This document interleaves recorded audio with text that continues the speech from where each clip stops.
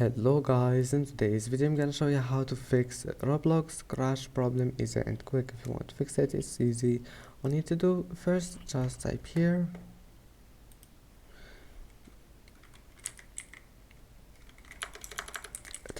background apps and click on it, and after that, once you're here, make sure to disable background apps, then close this window, restart your PC, and after restarting your PC, right click on Valorant. Right click on Roblox, and then go to properties